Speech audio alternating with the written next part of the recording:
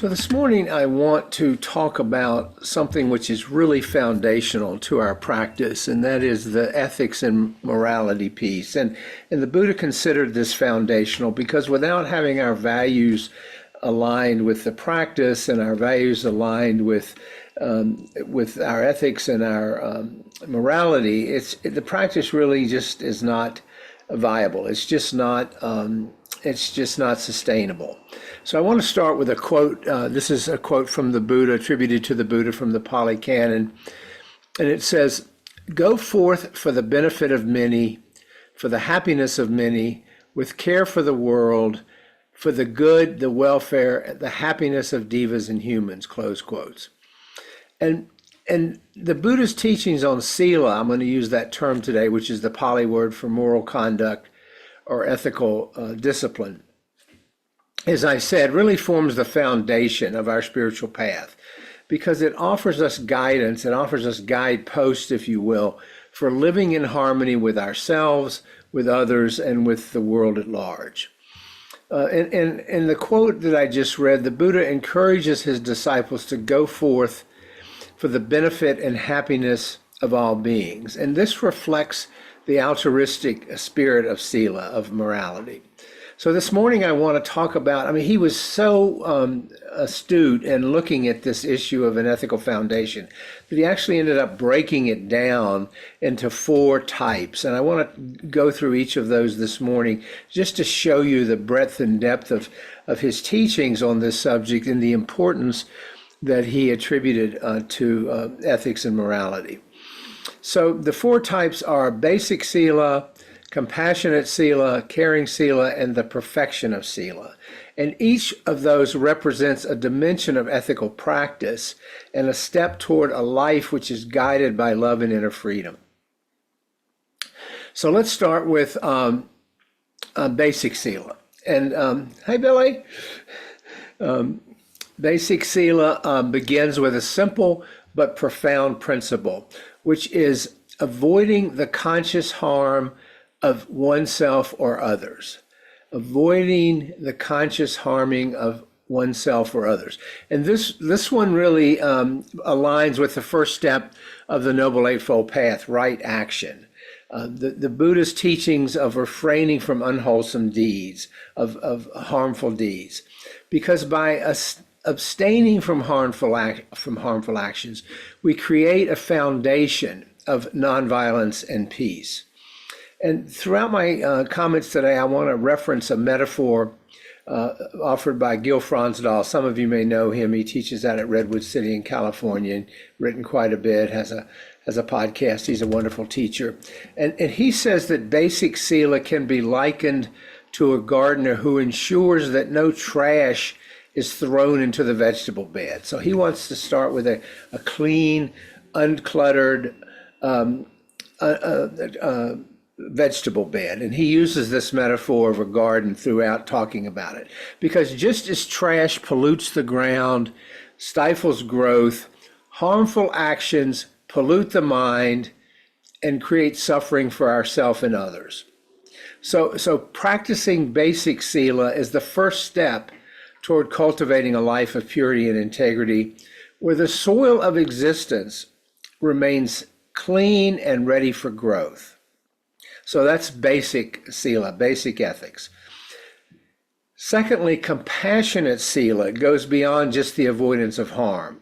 And these build on each other, as you'll see as we go through them. It is an active engagement of alleviating the suffering of oneself and others. It's not just avoiding harm, it's engagement in alleviating harm. And this arises from our empathy and the recognition that we're all interconnected, that all beings are interconnected.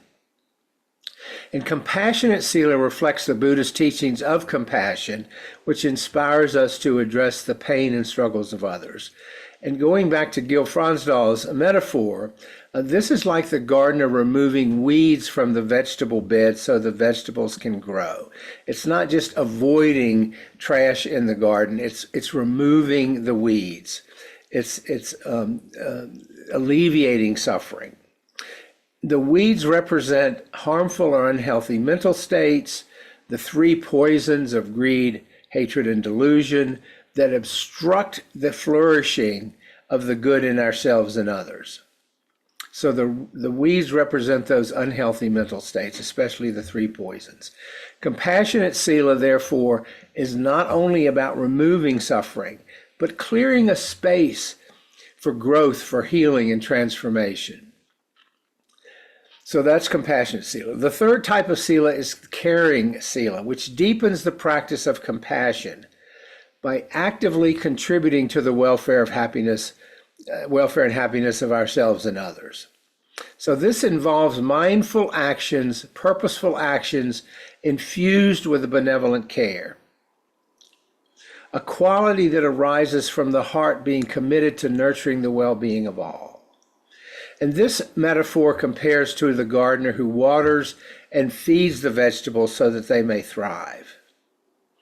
So here the gardener is not only clearing the obstacles out, clearing the weeds out, but he or she is actively supporting growth. So caring Sila means engaging in actions that promote joy, promote health, promote harmony, and recognizing that our care for others strengthens and deepens our own spiritual practice. It comes back to us. This is the whole teaching on gratitude, how it comes back to us with benefits. It is through this mutual flourishing that we embody the loving kindness concept, the metta concept that was taught by the Buddha. So that's caring Sila. And then the fourth and final is what he called the perfection of Sila, the culmination of ethical practice, where the first three types that I just listed are guided by inner freedom and love. And this stage transcends just simple adherence to the rules and principles. It is a way of living, of being that arises naturally from a liberated and loving heart. And that liberated and loving heart comes in part from practicing the first three forms of ethical behavior. Here the metaphor is the gardener who does all the tasks of avoiding harm, removing weeds, and nurturing growth, but he or she does so with a sense of joy, with a sense of love for the plants, for the garden. So it's sort of the culmination of the first three.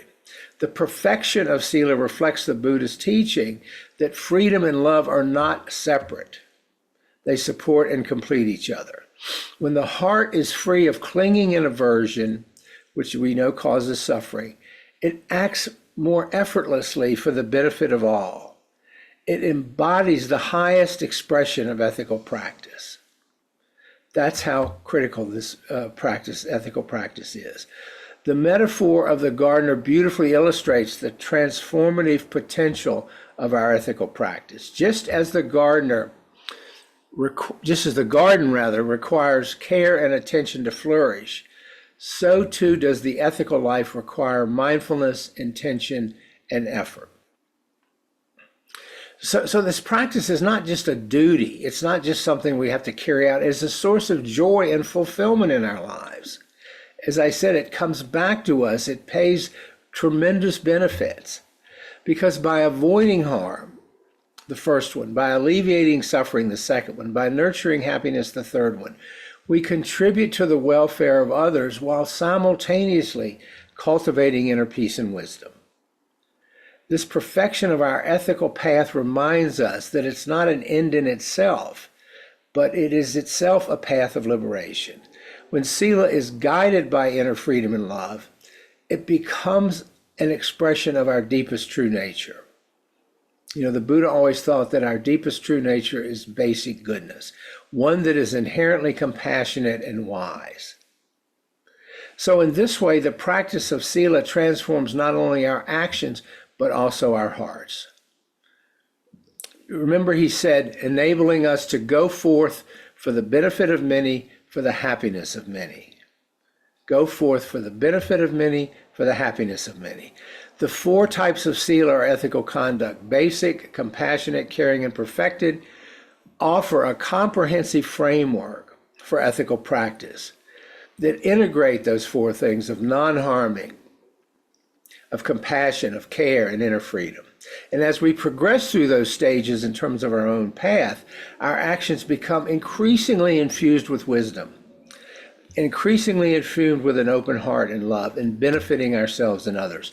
Like a gardener tending to a thriving garden, the practice of Sila allows us to cultivate a life of beauty, harmony, and joy that nourishes both the world around us and our own spiritual journey.